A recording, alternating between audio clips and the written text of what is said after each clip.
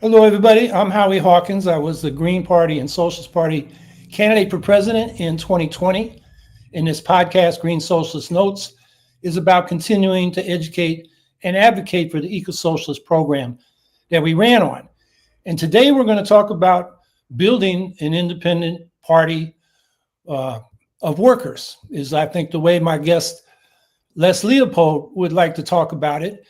I have known and admired the work of Les Leopold since the 1980s, although we've never met until this week. We've been sort of working at one remove at different ends of the oil, chemical, and atomic workers in the 1980s, and the Labor Party in the 1990s. But we first met on a Zoom call Monday to talk about the prospects for an independent party of working people in the Trump era. So I invited Les to come on and share his thoughts on that topic with us.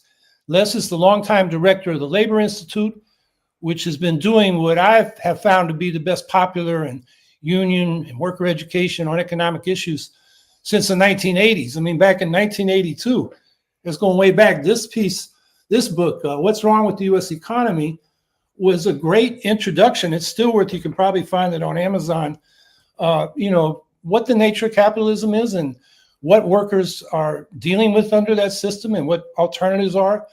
Another one which, contributed to the just transition, Jobs in the Environment. This was a worker education thing. He's now working on something called Runaway Inequality. There's a website and actually a book like these you can read online. Let's put that link in the chat along with the Labor Institute. And many of you have probably read Les's columns on Common Dreams. We have one about this question of a new party that he wrote recently. He's also the author of several books. The most recent is Wall Street's War on Workers. And one of my all-time favorite books, I've given it to people for birthday presents, is his biography of Tony Mazzocchi of the oil, chemical, and atomic workers, called The Man Who Hated Work and Loved Labor. And I'd highly recommend that book just to know about Tony and also the life and times that he lived. And Tony was, of course, the driving force behind the Labor Party initiative in the 1990s, and Les played a central role in that, including polling of workers that demonstrated there was interest in a party of working people. And he helped draw up the Labor Party's call for economic justice, their program, which Ralph Nader got the Green Party to endorse at our convention that nominated him in 2000. And the remnants of which are scattered through the Green platform to this day, although I don't think they're in as popular and readable form as in the original, but that's my opinion. And now Les is again polling workers about their attitudes toward a party of working people and working on a book on that subject. So welcome, Les. And why don't you start with the Runaway Inequality Project, which is kind of the background for why we need a party. Yeah, well, thank you so much, Howie, for having me and for your kind words. After the 2008-2009 financial crash, it became really clear to me that the happy talk about trickle-down economics, neoliberalism, et cetera, was, just that. The system was unstable. It collapsed. The super wealthy got bailed out and the average person got screwed. And I thought there was a story here that needed to be told through popular education. I got a call from the communication workers, District 1, the New York, New England area, New Jersey, New York. Bob Master was the political director. He called. He says, look, we train these political action committees every month. We get about 30 people together. We give them a day off, 2 days off. And how would you like to do a program for them on movement building? And I said, okay, sure. What do you have in mind? What do you think? What's movement building? He says, well, I have no idea. I said, well, look, I'm kind of working on this book about runaway inequality. Can I use it for this workshop?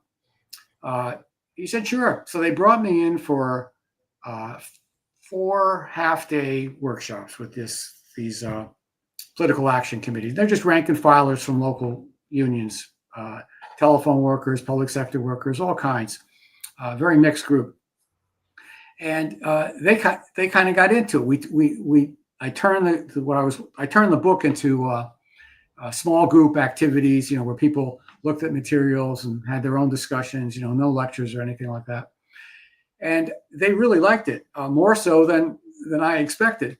And afterwards, they told the coordinator, Margarita Hernandez, they said, look, we really like this, but you know what? We'd like to learn how to be the instructors.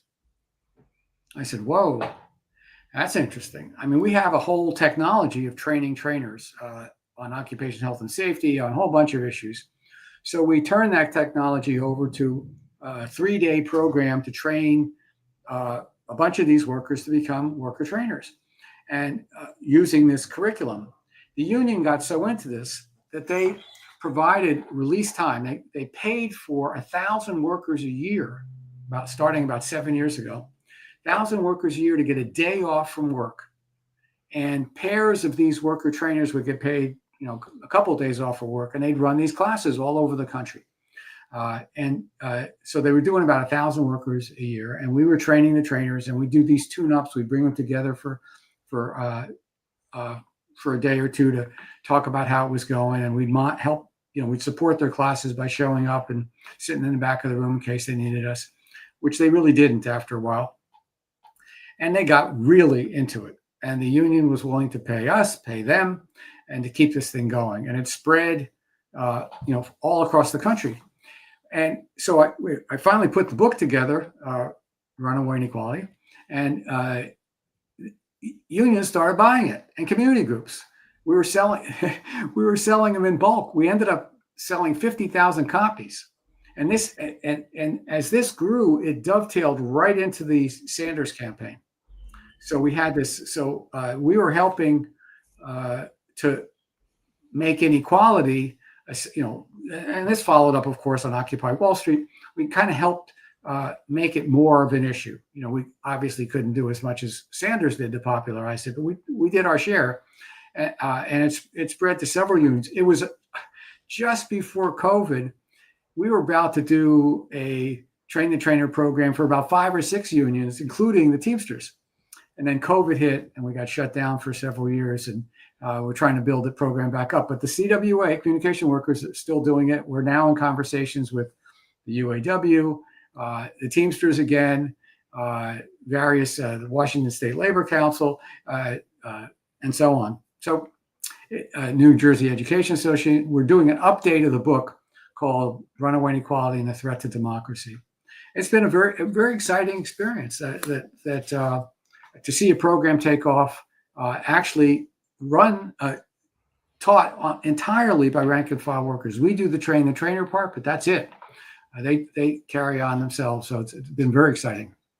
And by the way, if you go to runawayinequality.org, you can get the curriculum in Spanish or English. It's free.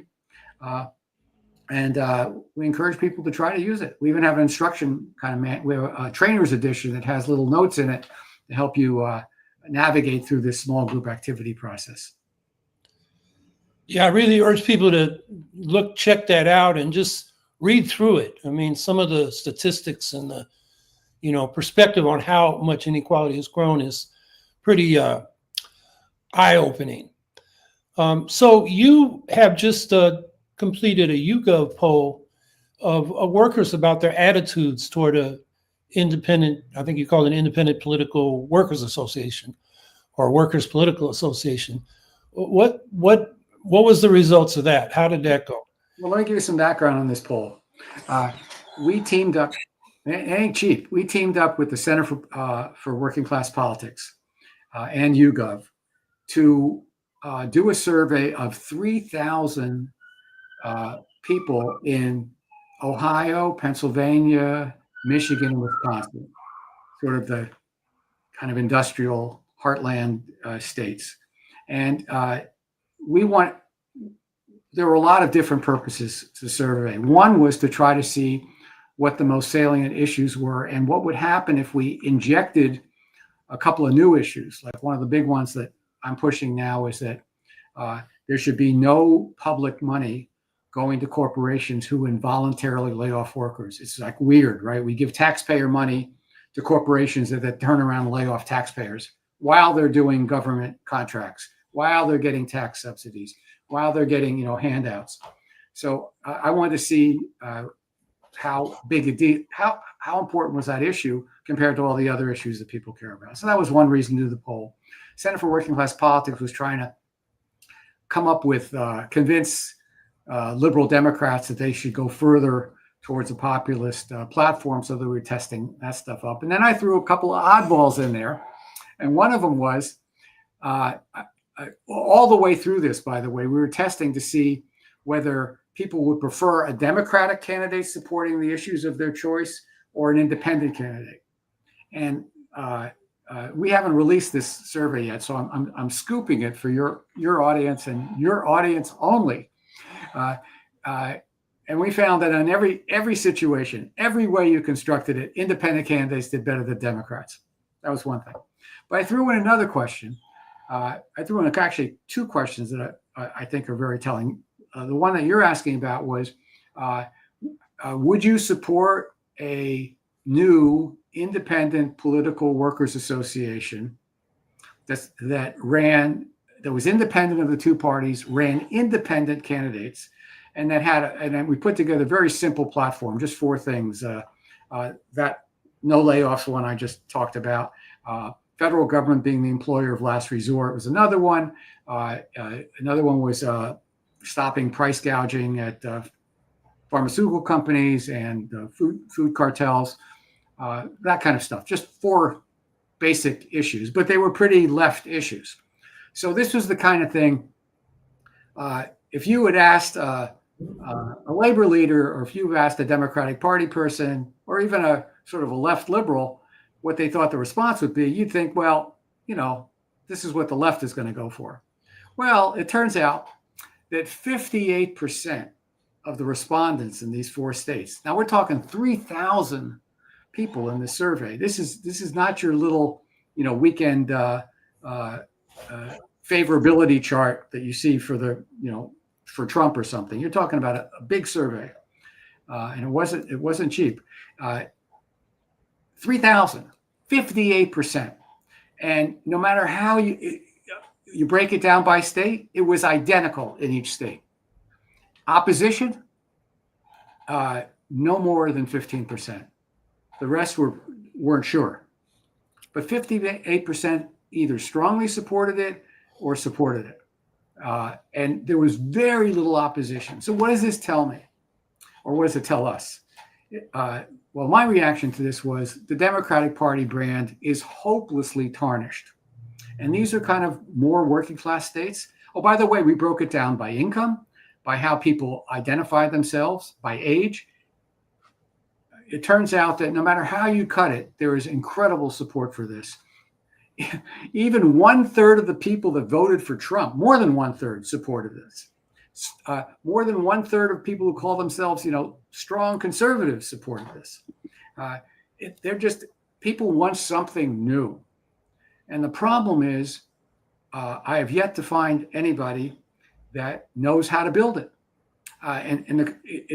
To me, it's not a question of, whether it should be built. This is what working people in these states want. Not just working people. This is what everybody in these states wants, more or less. They want something new, something that really supports a vision of building better lives for working people. Not some garbage about the Opportunity Society.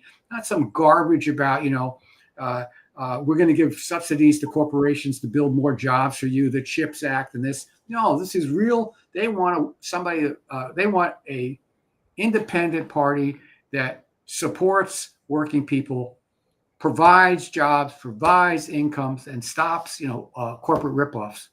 And the question isn't whether it should be built. The question now is how to build it. And this book that I'm just starting to work on is to try to figure this out. I'm going to talk to people like you who have experience. Well, how do we build this? And it's remarkable how few people have given any of that any thought, because of course you can't build anything new. We can't have a third party. We can't do this unless we change this. We have to change the voting system. We have to change proportional representation. We have to, there's like these gigantic obstacles that are thrown in the way. And nevertheless, close to 60% of these people in these key states want us to build it.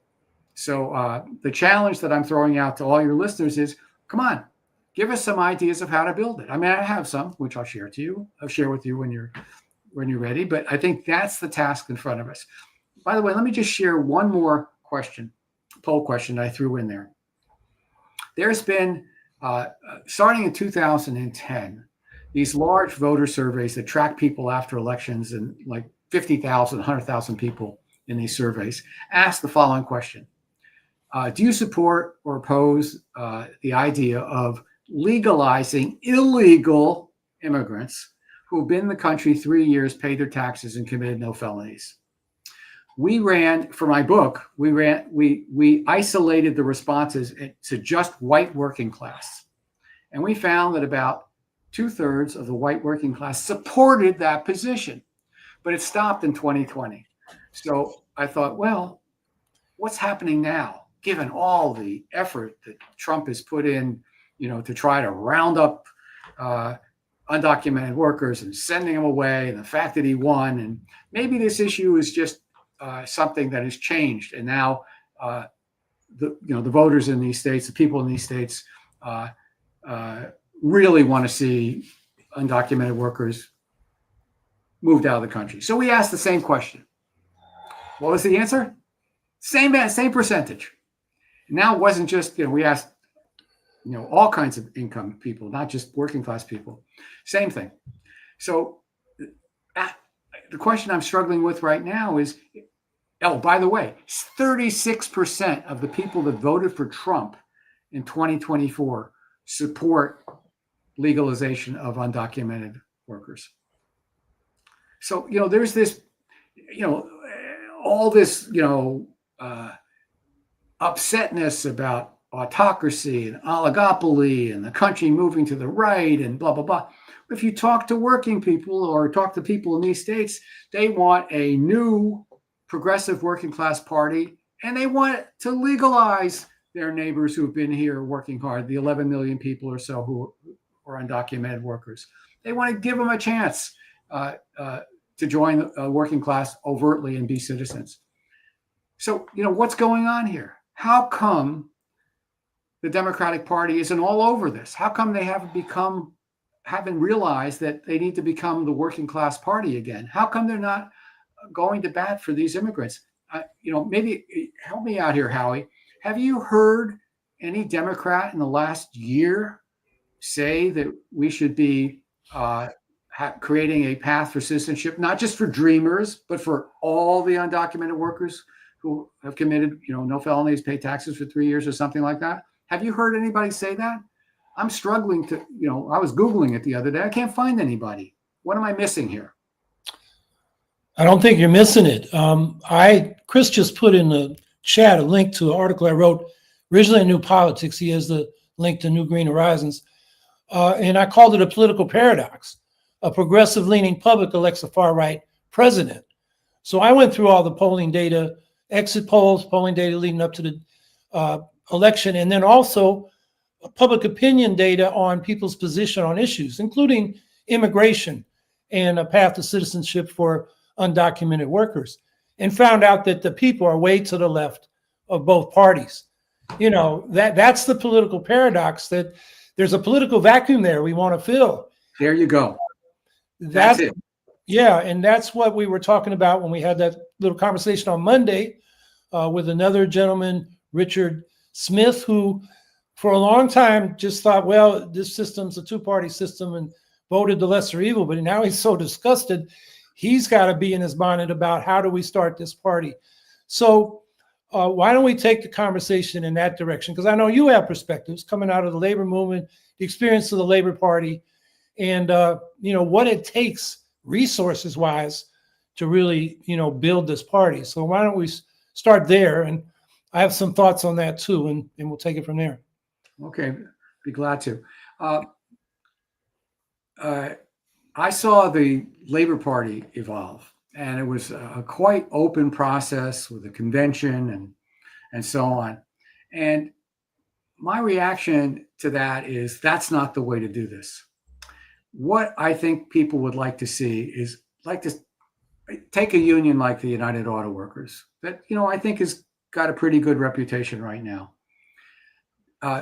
They need to build something that everybody can join, and they need to start with a 5-6 point agenda that makes it clear that it's a working class party, and they should just try to start recruiting people, and then not have big open conventions and all that. Then look for opportunities to run independent candidates where you wouldn't be a spoiler. And there's something I should have done my research before to remind myself.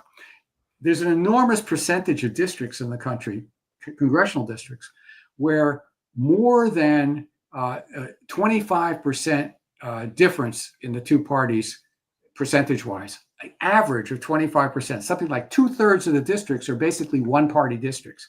You can't be a spoiler in a one-party district. There barely is the gerrymandering at the state level is so severe that most of the districts are safe districts. So those are perfect places to run. And finding working class oriented candidates like a guy like Don Osborne did in Nebraska, nearly won the Senate seat because the Democrats weren't going to run anybody. So he ran as an independent. Bernie Sanders runs as an independent. The trick is get rid of this Democratic Party label, fusion label, et cetera, and find these opportunities. But you need either one union or a group of unions that have significant resources and that are willing to build something you can join. In other words, collect names, put out a newsletter, but then find target areas to try this out, or find target campaigns like a ballot initiative in Michigan, where you can have ballot initiatives on, no public money going to corporations that are laying off taxpayers, something to put your new organization on the map. I'm struggling with coming up with a name. So I asked, listeners, if you can come up with a good name, something that hasn't been used before that could attract people, would be great. And it can't be, you can't have a bunch of lefties sitting down and writing up something. You've got to trust the polling and the surveys that already, as Howie's mentioned, we know what these folks are willing to support. Keep it tight, keep it small. Don't try to cover every issue that everybody that cares about. Keep it very much on a progressive populist working class format. The hard part, though, I find, is convincing union leaders that this can be done, should be done, and most importantly, that they should do it. They are so overwhelmed by collective bargaining issues. Even union that's roughly successful as the United Auto Workers, they hang a lot of their it's a struggle for them. Organizing does not come easy. Enforcing the contracts they already have is difficult, and building a new political instrument is sort of outside their hard drive can't handle it. It's like dual processing. It's one step too far. I'm going to try to interview Sean Fain, the president of the UAW, for this book. I'm going to try to interview a bunch of labor leaders for this book. I'm going to show them the survey and say, look, let's not argue about what your workers want. I guarantee you this is what they want. And I'll put me in front of any group of your members. And I just did this, by the way, last night with a group of electrical worker apprentices in New York. There was a class of 15 of them that a colleague of mine teaches there. And he turned them over to me for like a half an hour. And I said, write down first thing that comes to mind when I say the word Democratic Party. He wrote down. And then we went around. Not one positive thing. Not one positive thing. Same thing with the Democrats.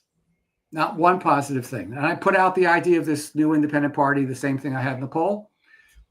65% of the people in the room supported it. Nobody opposed it. Some people just had some more questions. So I'm convinced I could do that anywhere in the country. And the members will say, go ahead, build that. I even asked them, well, how do you start? They were starting to get into that question. So I think it needs to be, I hate to sound so undemocratic, but I think it needs to start off being centralized, well organized, and then show that it can do something. And that's where I turn to you, because you've been very convincing in your conversations with me that starting on a local level is absolutely key.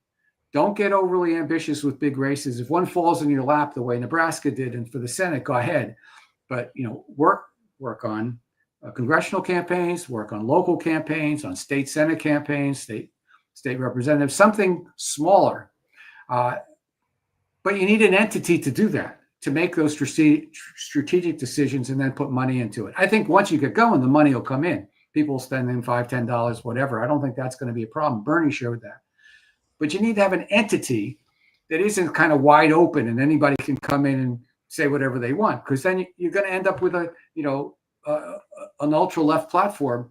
That's just what's going to happen. We know who comes to these meetings. Look what happened to DSA in New York, the People's Party. This is what happens, or even the Green Party. You need to have more control at the beginning.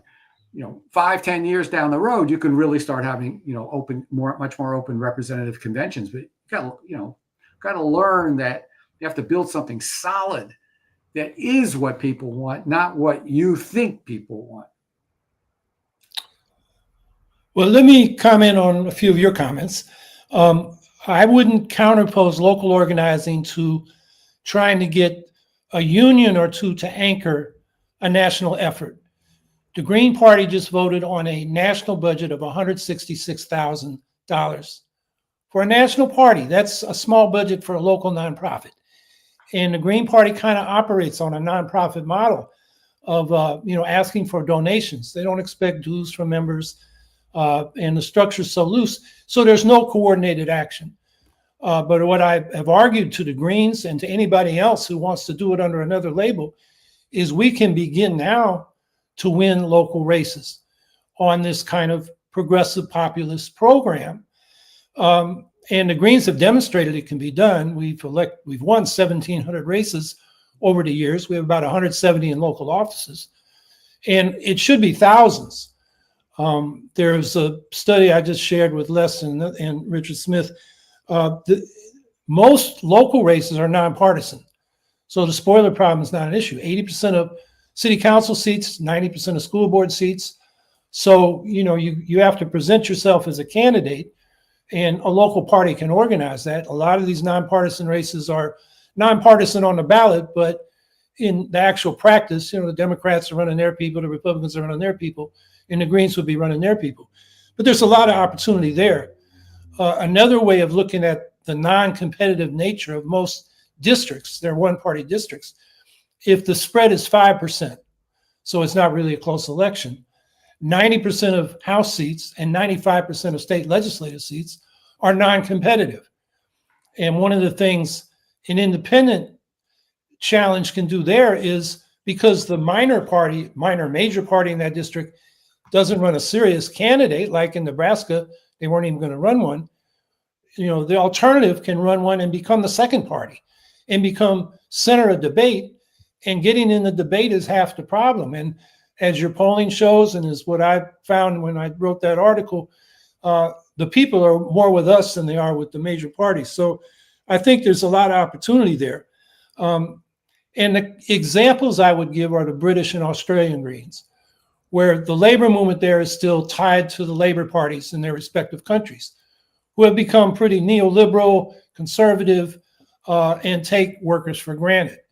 And the Greens have been able, by building local organizations that are strong, canvassing year-round, community organizing, active on the issues, building a base. So they have elected, like the British Greens just had local elections. They went from, I think, just under 700 elected councillors across the country to 900.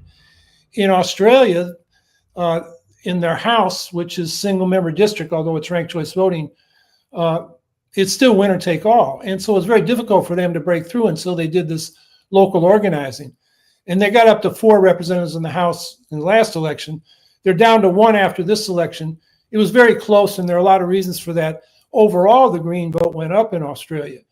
So what I think those 2 examples show is that even though the labor movement isn't backing you, you can go out and win labor votes. One guest I had recently on was the trade union liaison of the Green Party of England and Wales.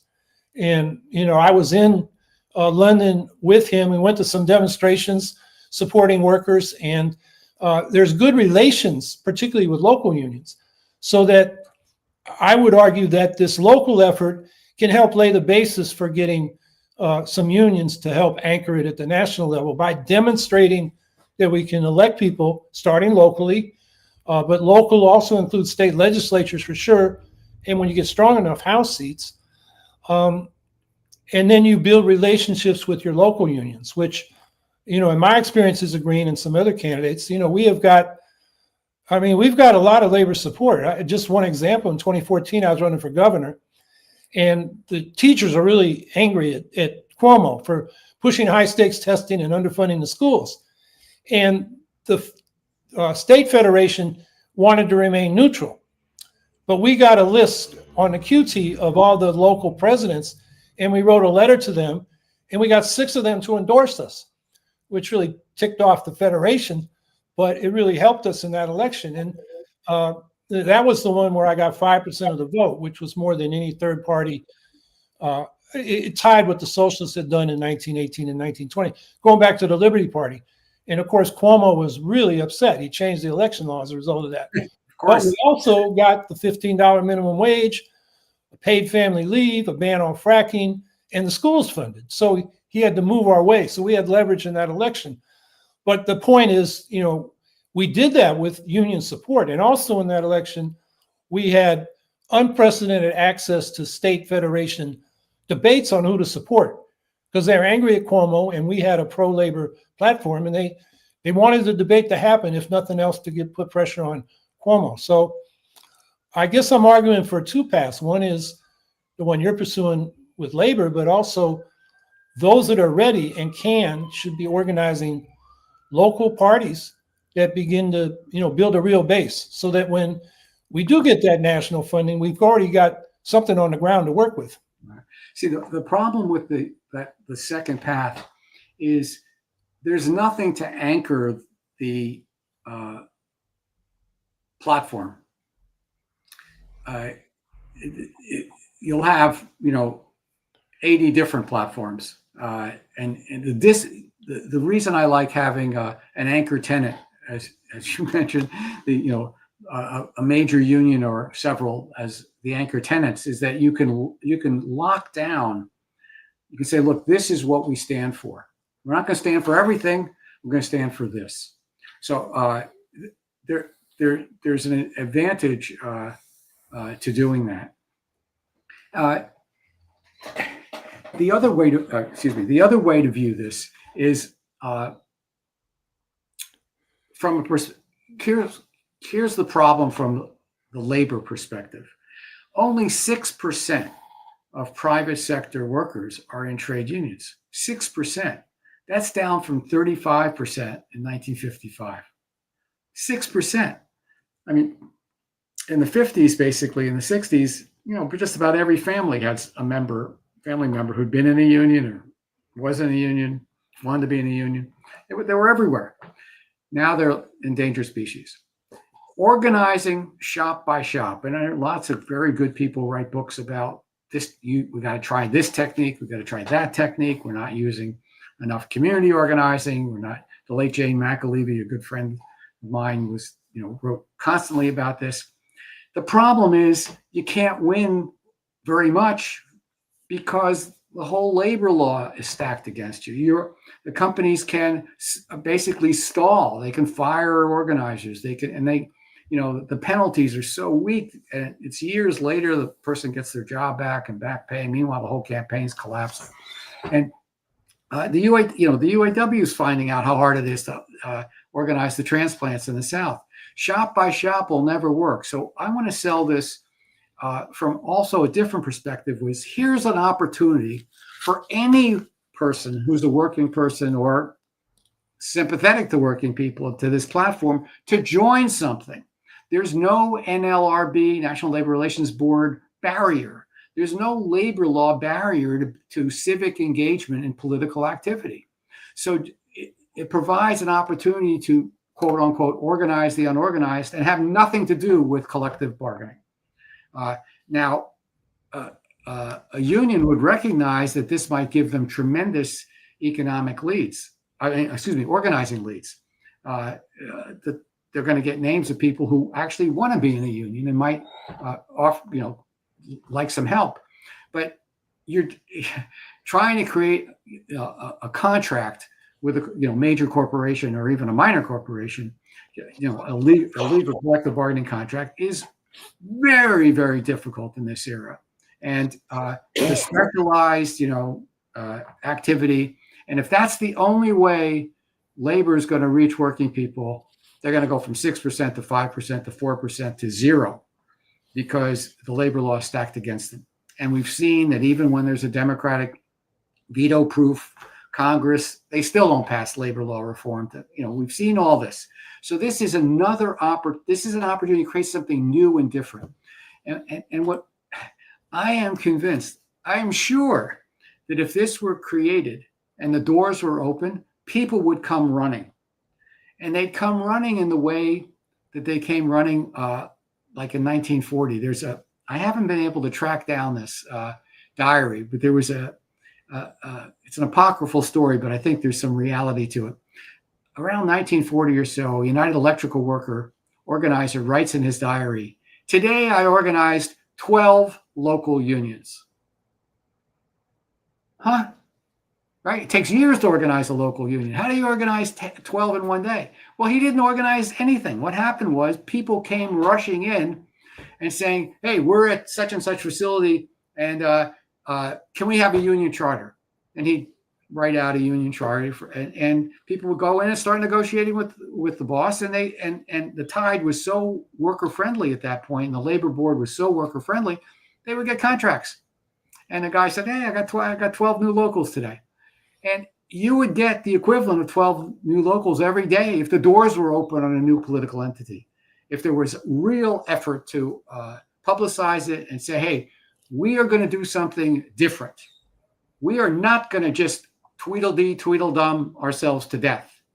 We're not just going to bang our heads against the NLRB and corporate power. We're going to fight in the political system by building a new entity, one that you will be proud of, and we're only going to run independence." This raises one more problem, though, Howie, that I haven't been able to wrap my mind around yet. There are going to be some good candidates, working class oriented candidates in the Democratic Party, the Working Families Party, in the Green Party. How do you invite them in without diluting your own entity, without undercutting your new political entity? Is there a way to set up alliances with somebody who's got the Democratic nomination, who's trying to be a working class candidate, like an Osborne, let's say, or somebody like him in the Democratic Party? What do you do in that situation? Is there a way to link up with them to create an alliance so that all the working class oriented candidates and officials feel like they're pulling on this, oars in the same direction? You think that that's possible, or you just have to say, well, that comes later? No, I think it's possible. Speaking to the Greens, I mean, there's sort of green chauvinism that is counterproductive in that people get so angry at the Democrats, from denying ballot access and selling out on issues that they don't trust anybody who has the Democratic label, even if they have the same position as them on a particular issue where they could work together. And that's counterproductive. One thing the British Greens did with the Labour Party was, discuss what districts they were going to run in to stop the Tories. And so they didn't compete against each other in some districts. And it's not that the Greens are endorsing Labour or Labour to Greens. It was, they were saying, let's, get a majority in the House of Commons and stop the Tories. And I think you can have those kind of discussions without compromising your independence. In other words, for example, the Green Party. Why target AOC when there are, dozens of conservative Democrats and Republicans that need a challenge? And you're not going to beat her anyway in that district, and you just look like you're splitting the left. So I think we need to be smart about that. When you talk about why we need sort of a center with a sort of parameters for the program, I think you point to a real problem.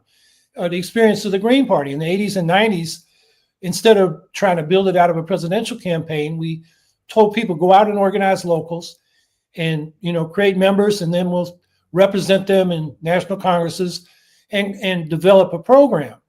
And over about 15 years that happened. We were electing local people, but the activists were way to the left of some of the leadership. And it was more a radical liberal split on economics in this case, where the liberals wanted progressive peace and environmental positions, but they didn't want to take on any economic inequality and corporate power. What changed that was Ralph Nader, because nobody wanted to cross Ralph. He was bigger than all the factions in the Green Party. And when he brought in the Labor Party program and, was advocating for these progressive populist economic positions, everybody said, okay, I guess that's what we have to do. And the debate was resolved that way. He wasn't a central organizing. He always said, I'm not going to organize your party. I'll, raise money. I'll speak up for you, but I'm not going to be the organizer. But his influence served that purpose. The other thing that brings to mind is for people on the left, and I think when you point to DSA, one of their problems is the ideological socialists of various stripes come in, and they could play an important educational role in helping people understand capitalism, the system, and how things work, why we need independent politics, things like that. Instead, they go in and want to, elect the leadership and control the organization, and they end up capturing themselves. So I always urge the radicals, don't try to control the thing, try to educate it and influence it. Yeah, but it's like, it's in their DNA. I mean, we saw this in spades during the Labor Party, which was an ultra democratic formation. There were these chapters set up, and there would just be, coups and counter coups, and this incredible amount of time and energy Mazzocchi had to spend trying to calm things down, and there'd be fights over running candidates or not running candidates. It was a mess, and it comes from, look, you set up a new political party for labor or anybody else, you're going to get the first wave of people coming in are going to be people on the left who are, and many of them in some sort of sectarian group, and they want to organize for power. This is what they think they should do, and they end up, just self-destruct ultimately. The reason I like to go with, I have a lot more confidence in labor leaders, no matter what their stripe, because they got to get elected. At least there's some connection with a base, a diverse base. And that's the key. This polling that we did, this is not Ohio is not a particularly left-wing state, but, 58% of people want a new political party in Ohio. And these people are not radicals in a socialist or Green New Deal type way. They are, they like Bernie Sanders. I would think he would probably do pretty well, but I bet you he doesn't get 58% of the population the way this entity does, because I think people want something new, and that something new has got to stay, in a sense, pure to its initial mission. It can't be captured and pushed into make the key issue identity politics, or the key issue, as much as we would care about it, Israel, or divestment, or Ukraine. As important as these things are, that's not why people are coming to this. Not to say that ultimately the party people who, if it ever got off the ground, couldn't do something about these issues, but it needs to be framed entirely in a working class way. And it's not the central reason why someone's going to join. They are sick of the Democrats and the Republicans. They are. I'm waiting for the first person to say something positive about the Democrat, first labor person to say something positive. And my challenge right now to labor leaders is just ask your members, just have the courage to have a discussion with them about where to go politically. Don't try to finesse it. Don't try to convince them that the Democrats are our only friends. Just have an open conversation. It doesn't have to change your policy in the next election. We got to take the House back in 2026. And fine, great. But have a discussion about what they ultimately want. And if you open that door, you won't be able to slam it in their face anymore, because they're going to ask, can you build this? And that's the question I'm going to ask. It's not, again, it's no longer a question of what people want, working people want, or people in these 4 key states want. The question they're going to ask us is, how are you going to build it? We want it. How are we going to build it? And that's, to me, that's now the central question. So when I'm going to interview some people at the Working Families Party, I'm not going to critique them. I'm going to say, this is what people want. How are you going to build it? They're going to have to convince me that what they're doing is building this independent party. And it's going to be tough. But I think what I'm hoping that they will see is, whoa, we better take this seriously. This is where people are at. They're having arguments about all kinds of, identity politic issues. When by the way, I asked, this is in New York. I asked these workers, how many of them heard of the Working Families Party? Less than a third had ever heard of it after 30 years? And then I asked, anybody, what impressions do they have? All the impressions were negative. So there's this huge vacuum. The Working Families Party is not filling it. The Democratic Party is not filling it. I think you better watch out for the Republican Party, because guys like Josh Hawley and J.D. Vance, in a sense, are more willing to walk down a strong working class platform but right now there's no love for the Republican Party, really. There's some attraction to Trump, but not, there's no real ideological connection to the Republican Party. The door is wide open. And, I feel like, a preacher on a street corner, howling at the wind, you must have felt the same way, Howie. It's sort of like, you see what's necessary. It's just so obvious. And people are so afraid to go there. They're just, even my colleagues that, I bring this up, they look at me like, what planet is he on? They were shocked, I think, when they saw the data from the survey. They were surprised, I think, by how strong the support was. And by the way, we were very, very careful. These folks from the Center for Working Class Politics are real academics. So there was no lead up, with priming, they call it, where you set up the survey. So by the time they get to that question, they're already thinking in those terms. There was no priming going on. Very sophisticated stuff was done where people weren't just choosing one issue.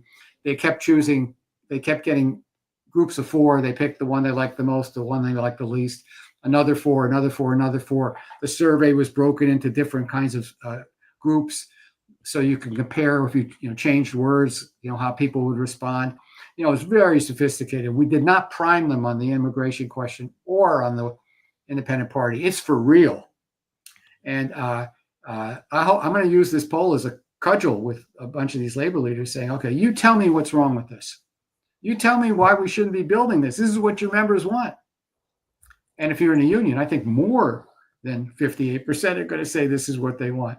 They know it. They've been crushed by corporate power. They can see that neither party is protecting them. Their entire livelihoods they hang on by a thread.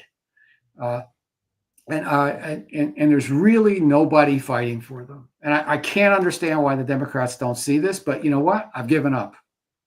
I'm not going to try to convince them. My analysis of the Democrats is they're funded by very wealthy people, the billionaire class, and their organizational operatives are upper middle class.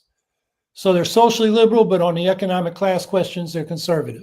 Amen. And I think it's built into their DNA at this point. I mean, this has been going on since Carter. The New Deal Democrats died in the 70s. So I think, that's baked into the picture. One thing you said about union leaders have the reality check of having to get elected. So they've got to be responsive to their members. I've had the same experience in running for public office, because you come with ideas about what we ought to do and ways you talk about them. But then when you go out and canvass people, and I don't mean the fly-by canvassing where you're just trying to find out where they stand, but have conversations with them, deep canvassing.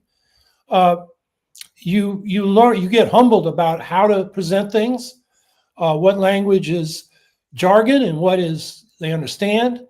And that's a reality check for particularly people on the left, who have a lot of ideas, but they don't get out and talk outside their little silos. And I found that to be very useful for just trying to, any candidate that's serious about getting a good vote or winning is going to have to speak in a way that people understand what they're trying to say. And so elections are a reality check that so by the way, to the left. Yeah. So are these workshops, by the way. When we do these small group workshops, 80% of the time, people are having their own discussions, then reporting back to the instructors. And you can hear how they're reacting to materials. If they don't like something, a lot of times we ask them, we have all these fact sheets. Which ones would you most share with? Which one would you want to share most with your coworkers? They'll tell you right now, this one's crap, this one's good. You'll learn what works. By the way, the working title for the next book is "The Billionaires Have Two Parties. We Need One of Our Own." And I think that's the perception that people have, is that we don't have anything. I just wish more people have had your experience of having to run and having to navigate the shoals of having conversations with everyday people. And there's nothing like it. I'm going to do more of these focus groups all over the country. I'm going to, although I don't think they're going to be very different, but I want to get out of the New York area, because there's a general pro-labor cultural thing. It's one of the highest, isn't it? Virtually the highest percentage of unionizations in New York. I think it's second to Hawaii. Second, Hawaii was the one I was thinking of. Yeah. So there's a lot. I'm open, a lot to learn, but I think if labor leaders, local, regional, national, ask their own members, they're going to say, yeah, what are you waiting for? Build something new, give us a home. Anyway, that's where I'm headed. That's where, I'm going to die on that hill. Look, I was very careful. When Trump was running in 20, even when Hillary got the nomination, I was careful, although I was slaughtering her in writing while Bernie was in there. But once she got the nomination, I shut up. I didn't attack Biden or the Democrats in 2020, and I didn't attack them in 2024. Although I was begging Biden not to run, literally 9 months before he left, stepped down. I was begging him not to run again. And you know what? Even left liberals, labor people were attacking me, saying he's the best president since FDR. And I go, I don't care. He's not going to win. He's too old. He'll come out of office closer to 90 than 80. People are not going to elect him. I don't care who he's done. And this is before he, completely flubbed it in a debate. But there's a certain level of political cowardice that's going. Oh, right now people are saying, oh, he should have stepped down. All the insiders are saying, he should have stepped down. Where the hell were they? One Democratic congressman suggested he step down. Axelrod, Obama's friend, suggested he step down, and Biden called him a prick. I mean, it's like you step out of line and, you got shut up. And that's because people suck to power. And your description of the Democratic Party, if I were to make it simple, money and very good description of the upper middle class social issue. They don't care about economic issues, but really what they're all doing, they're sucking to power. Power is addictive. I came up in political campaigns. 1970, I was in Joe Duffy for a peace candidate, anti-Vietnam War candidate in Connecticut. You know who my colleagues were in that campaign? One of them, Bill Clinton, Tony Podesta, John Podesta. I was around people who really were ambitious. And after that campaign, I said, I'm not going this way.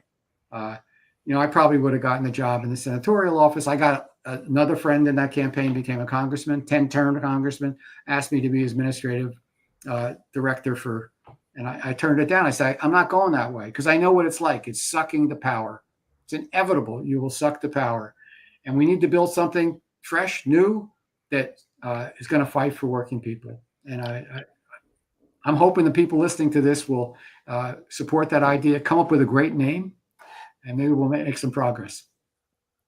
Okay, the time got a little bit away from me. We didn't even get to questions and comments. Maybe we can get a few before we finish up. And if we can put in the chat the links that I provided for Les's books and an article he wrote recently about, what if we had 1 million people sign a petition for a workers' party? So let's get them in the chat and, take a couple questions or comments. And I've got, okay, Joanna Munley. What to make of Bernie Sanders rallies around the country at this time? Great question. I think they're terrific. And again, I think it shows this outpouring of people wanting to do something. I'm hoping the problem with Bernie is he's not an organizer. And there's no institution to grab these people. I mean, I'm hoping they're collecting the names that everybody that comes to that, because that's what's critical, which is, okay, what do we do next? Bernie's starting to say this now. People should be running as independents. So he can play an incredibly valuable role. I think those people are exactly the people that are ready for something new. I just hope we can build something in time to pick up that enthusiasm. Great question, Joanna. Yeah, I think his rallies are indicative of the support for something else. But as Les points out, Bernie's not organizing it. In fact, what I know about the name collection is if you RSVP online, they get your name. But if you go to the rally, they don't have people out there with clipboards getting the contact information, which I think is a big mistake. So what else we got for questions and comments? Chris Blankenhorn, it's got to be bottom up through long-term relationships. That's how people change their mind. That's how people get moved from one position to another. While union members may follow a union into a new party, the mass of working class non-voters, in many ways rightfully, have no reason to trust unions any more than they have to trust Democrats. They've often been bad for communities in order to get better contract for members on the environment, on immigration, on any number of things. The AFL-CIO had no problem stepping on my community for more pipelines. Well, Chris, that's a really good observation. Where I totally agree with you about the AFL-CIO. That'd be the kiss of death. And by the way, they won't go anywhere near this. They're too tied to the Democratic Party. So I don't think we have to worry about the AFL-CIO. But I think there are a few unions that have, much better reputation, like the UAW, that could anchor this. But most importantly, what I want to suggest is I don't think we have to spend a lot of time convincing rank and file non-union people. Only 8% of the people that we surveyed were union members. Only 8%. But 58% supported the idea of a new independent party, political party. And the name I used was Independent Worker Political Association. So I think they're already there. The problem is organizational. What can we build? And yeah, the convincing can go on. What you say is people, long-term relationships will change. More people. We could go from 58% to 78% maybe.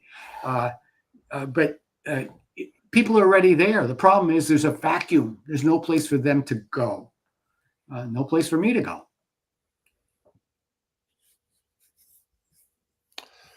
Chris Blankenhorn, the fact that so many people want a new path is exactly why we've seen increasing repression of third parties and independents across the country. Ain't that the truth? Chris, maybe you can confirm this story. My understanding is in New York State, it is illegal to register a party called Independent or Independence. The Democrats and the Republicans have colluded to wipe out that possibility. So they want to repress any idea of a third party because they know that if you let a breath of fresh air in, it could be real trouble for them. observation, Well, I'm from New York, and that's true. All That's right. in the election law. But also, if you do an independent nominating petition, because you're not with a party and can't get nominated that way, you cannot use the word independent with a small I as your label. You have to give yourself a party name.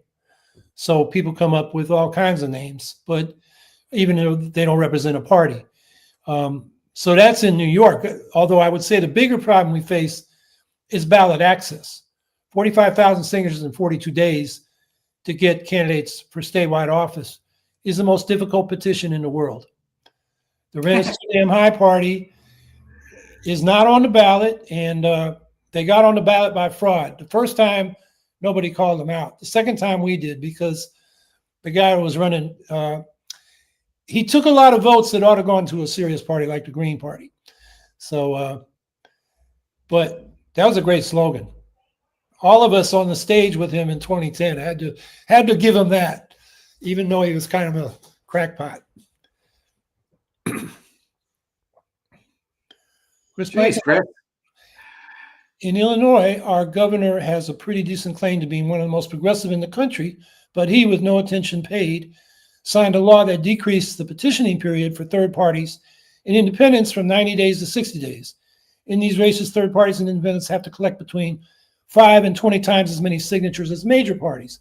Progressive, but not on democracy, despite his public persona. Well, Chris, they're not going to open the door for us. We're going to have to bang the door down, right? As this is Pritzker, right? As good as he may be, and et cetera, he doesn't want competition. He knows he knows that he could lose a lot of supporters if something got off the ground. But I think, if the doors were open and something was built, and we didn't run candidates like immediately at the gubernatorial level, senatorial level, et cetera, but picked our shots carefully, I think we could build up to the point where they wouldn't be able to, exclude us. But we got a long way to go between where we are now, which is really nowhere, and there. And my task is to at least start a conversation on this.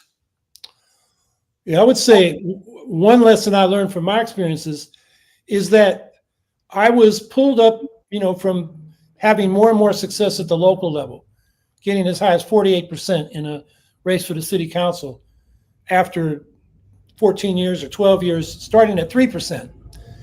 And then they said, well, we got to run you for governor. And so I agreed. I did that 3 times, and it won us a ballot line, but then the grassroots didn't make much use of it. And I'm looking back, I could have got on the city council and had a reputation. And in the last congressional election, it was a very conservative Democrat against a Republican who was far right. I think, I would have had a good chance of winning that race. And I should have stuck to building locally rather than, Isn't that what Bernie did? And then Bernie won mayor by just a handful of votes in Burlington, Vermont, and that was he stayed local for a long time. After getting between 2 and 6%, running 3 races for Senate and governor with the Liberty Union Party in the early 70s, he won the mayorship, and then that became House and then Senate. So yeah, I think that's the path that we should be following. And by the way, there's one hopeful thing that I just want to share as we get towards the end of our session, which is, okay, you're looking at 2 old guys here on your screen, right? But in this survey, on every question, it was even stronger for younger people. People in their 20s and 30s were even more progressive on all the kinds of issues that we asked. So there's going to be a buildup of desire to build something new. It's there. And again, the task before us is figuring out how to do it so we don't end up going off half-cocked and recreate all the problems from the past and get discouraged and then turn it back over to the Democrats and Republicans. We got to really succeed because people are really, really want it.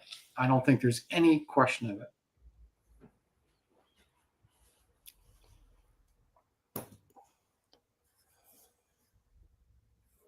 Justice V, the problem Les just mentioned is that people are voting against their own interests and they don't realize they could have voted for a real democracy, Howie Hawkins for president and governor, et cetera. Well, Justice says that's a that what's the matter with Kansas? The people voting against their own economic interests, et cetera. I don't entirely buy that because it's not clear to me that there's an option to vote for your own interests.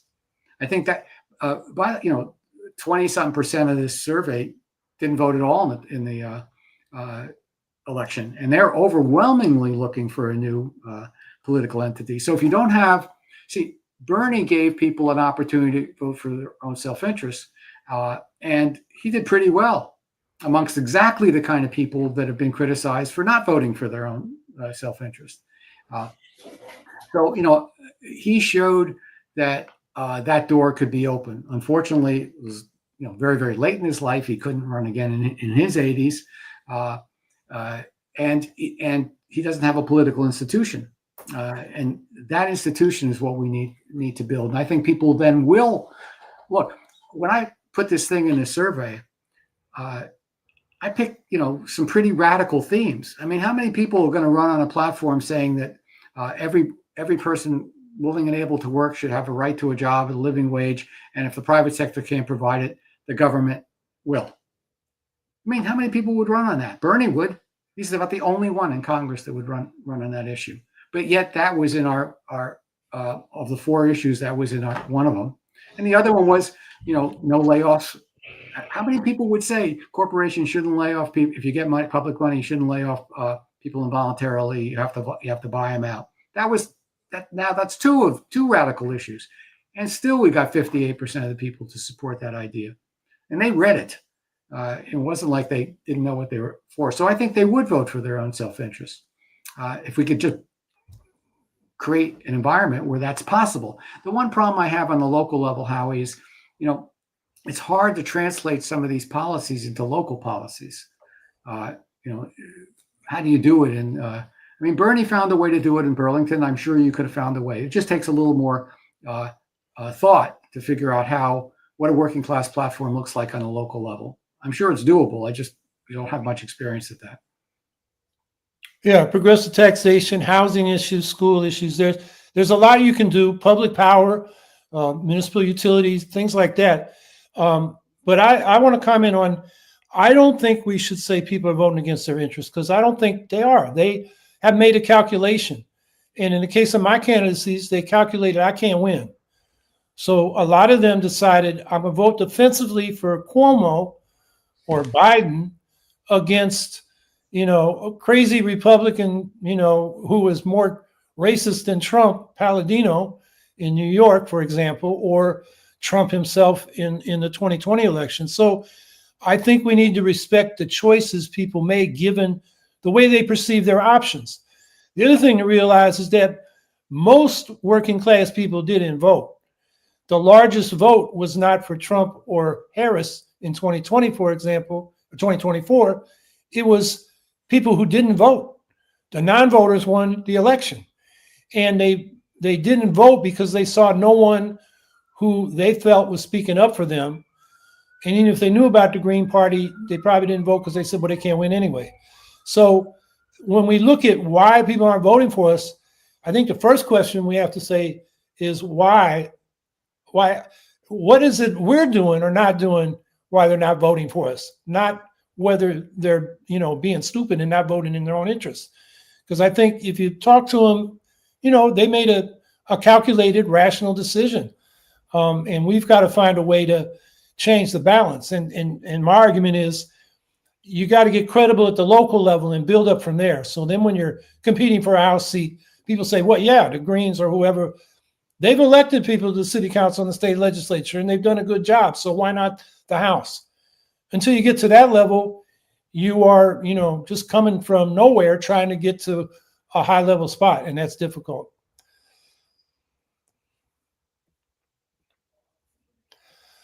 So I see my banner up there, which is a signal to we've used up more than an hour, and I appreciate Les you sticking with us and taking some questions. I thought it was a good conversation, Any last words that you'd like to leave people with? Let's go out and do it. Please, come up with some names, send them to Howie, see if we can't figure out how to get this thing off the ground. And I want to thank you, Howie, for staying in the trenches all these years, keeping hope alive, really, giving us a chance to continue to build. And I appreciate the opportunity to talk to people. And the more the better. Let's spread the word. Let's at least have the conversation. Yep, I think that's something we can certainly agree on, and I appreciate all the work you've done over the years. It's been useful to me for sure. So we'll be here next week again. Like last week, I didn't have a guest planned. We'll see what happens next Saturday. If I don't have a guest, we'll talk about current events. There's plenty to talk about, and we'll have more guests coming on in the future. So I hope everybody has a good week, and we'll see you all next week, 3 p.m. on Saturday Eastern Time.